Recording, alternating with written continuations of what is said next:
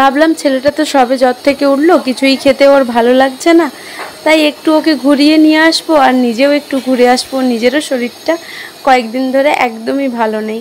তো আমরা আজকে বিকেলে প্ল্যান করে বেরিয়ে গেলাম ওকে নতুন কিছু দেখানোর উদ্দেশ্যে। আর তোমরা সবাই কেমন আছো? আমি মোটামুটি ভালোই রয়েছি। যারা এখনও পর্যন্ত সাবস্ক্রাইব করোনি চ্যানেলটাকে সাবস্ক্রাইব করে দাও, আর যারা ফেসবুক থেকে দেখছো তারা অবশ্যই ফলো করে দিও। আমরা চলে এসেছি এখানের না কটন মিলে। তো কটন মিলে তো একটা উৎসব ব্যাপার চলছেই বিশ্বকর্মা পুজোর জন্য।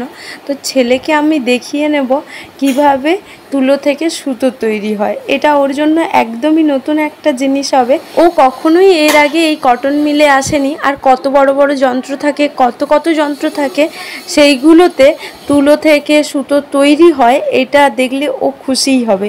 তো আসার পরই ও প্রচুর এক্সাইটেড ছিল এবং এই যন্ত্রপাতিগুলো দেখতে পেয়ে ও আরও খুব খুশি হয়। আমাদের সাথে অভিজিৎ এসেছিল, আর আগে ওকে সামলে বুঝিয়ে অভিজিৎ নিয়ে যাচ্ছিল।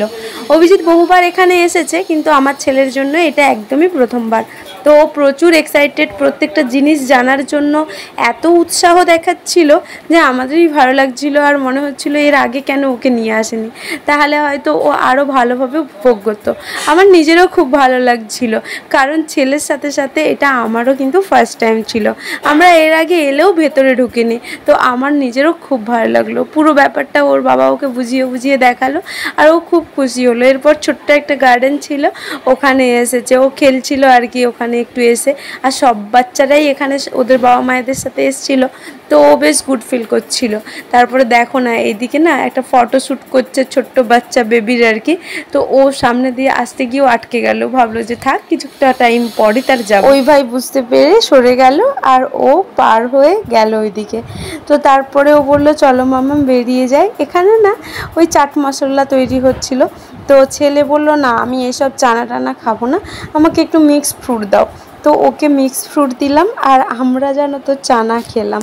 তো মানুষ ওদিকে দাঁড়িয়ে আছে, বলছে কি নেবে, আর একটু ঝালমুড়িও নিয়েছিল। আর আমার না খুব পছন্দ এই মশলা মুড়িটা, আমার এতই ভালো লাগে।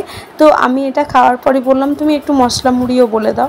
ও বললো তুমি বাইরের খাবার এত খেও না, কিন্তু কে আর পাত্তা দেয়। আমি বললাম না আমাকে দাও। আর এই ফ্রুটসটা না ডাইরেক্ট কেটেই শুধু ওকে দেওয়া হয়েছিল, কোনো মশলা দেওয়া হয়নি, কারণ যদি শরীরটা আবার খারাপ করে ওই ভয়ে। আর এদিকে না তারপরে আমরা চলে যাচ্ছিলাম নদী দেখতে। নদীতে নাকি প্রচুর জল বেড়েছে, তো ওটাই দেখার জন্য তখন প্রায় 6টা বাজতেই যায়। তো আমরা এই যে নদীর সাইডে যাচ্ছি। আমরা আরেকটু আগে এলে হয়তো ভালো হতো, আরও সুন্দরভাবে দেখতে পেতাম, কিন্তু অসুবিধা নেই, এটারও অনেক সুন্দর উপভোগ নিচ্ছিলাম। কারণ সূর্য ডুবে যাওয়ার মুহূর্ত তো অনেক সুন্দর লাগছিল। আর জল সত্যিই অনেক ভয়ানকভাবে বেড়েছে, দেখে আমাদের খুবই ভয় লাগছিল যে আর একটু হয়ে গেলেই পুরো একদম চাষের জমিতে জল ডুবে যাবে। এরপর আমি আর মানুষ মিলে একটু চা খেলাম, আর তারপরে বাড়ি চলে এলাম, কারণ ওর পরীক্ষা, ওকে তো পড়তেও বসতে হবে। আর এই যে মা ছেলেতে একটু আইসক্রিমও খেলাম। আজকের মতো ভিডিওটা এখানেই শেষ করলাম। নেক্সট ব্লগে সাথে থেকো, ভালো লাগলে সাবস্ক্রাইব করো, মিষ্টি একটা কমেন্ট করে যেও।